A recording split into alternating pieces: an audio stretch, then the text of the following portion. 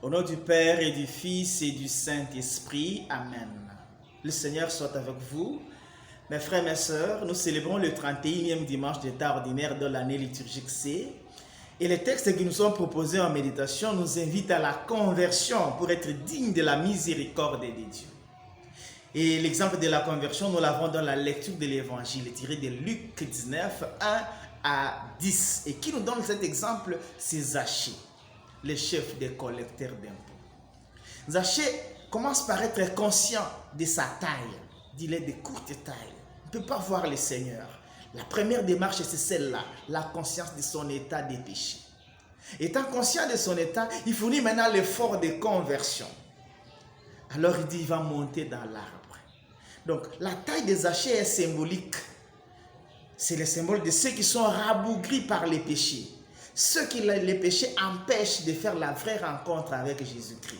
Alors il faut être conscient de son péché et faire l'effort comme Zachée de monter dans l'arbre. Imaginez un directeur général de la DGDA ou bien de la DGI et qui monte dans l'arbre. Ça signifie que le salut n'a pas de honte.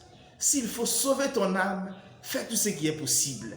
La honte n'existe pas pour quand il faut rencontrer Jésus. Et tout effort pour rencontrer Jésus, Jésus finit par bénir cet effort et il comble au-delà des attentes. Zachée ne s'imaginait pas que le Seigneur allait manger dans sa maison, mais lui, Zachée, il connaît même son nom, Zachée descend. Parce qu'il a fait la démarche, parce qu'il a accepté de voir Jésus, Jésus bénit ses efforts au-delà de ses attentes. Mes frères, mes sœurs, l'effort de conversion ne manque pas d'être béni, d'être comblé par le Seigneur Jésus. Et Zachée complètement, il change complètement, il est devenu, il est transformé. La rencontre qui transforme Zachée, Zachée est devenu maintenant un homme modèle, dit qu'il va donner ses biens aux pauvres, la moitié de ce qu'il a. Toute rencontre avec le Seigneur ne manque pas de laisser des empreintes dans notre vie de chaque jour. Et pour se convertir, il faut d'abord commencer par l'humilité. Et cette humilité nous invite, nous envoie à accomplir d'abord ce que le Seigneur veut, comme Zachée l'a fait. Paul l'a dit dans la deuxième lecture, tirée de sa deuxième lettre aux Thessaloniciens, au chapitre 1, verset 12, jusqu'au chapitre 2, verset 2. Paul dit que les chrétiens doivent faire l'effort pour que le Seigneur les trouve dignes de l'appel qu'il a reçu. Et cet effort de dignité chrétienne se résume dans la foi vive et dans l'accomplissement des œuvres bonnes, faire ce qui est bon. Si tu n'as pas l'état de faire ce qui est bon, ce que tu penses de bon et tu commets que le mal, si ta foi n'est pas vive, tu n'es pas digne de l'appel que Jésus nous lance.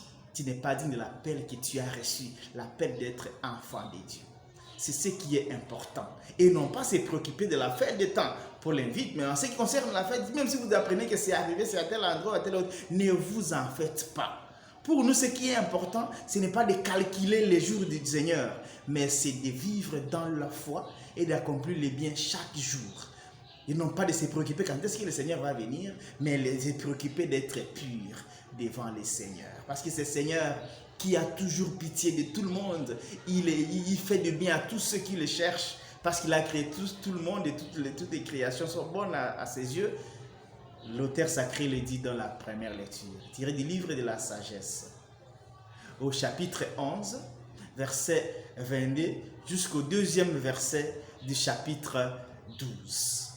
Le Seigneur, il paie tout. Donc ça ne sert à rien de s'enorgueillir devant Dieu, parce que notre vie est entre les mains du Seigneur. Même quand tu refuses de te convertir, tu ne veux pas rencontrer Jésus-Christ, mais il te regarde, il a seulement pitié, parce qu'il peut t'achever en un rien de temps. Donc, devant ce tout-puissant, nous n'avons qu'à nous humilier et acquérir sa miséricorde. Alors, humilier et acquérir sa miséricorde, c'est faire l'effort de conversion quotidienne à l'exemple de Zachée. Que Dieu nous y aide et qu'il vous bénisse toutes et tous. Au nom du Père et du Fils et du Saint-Esprit. Amen. Bon dimanche à toutes et à tous.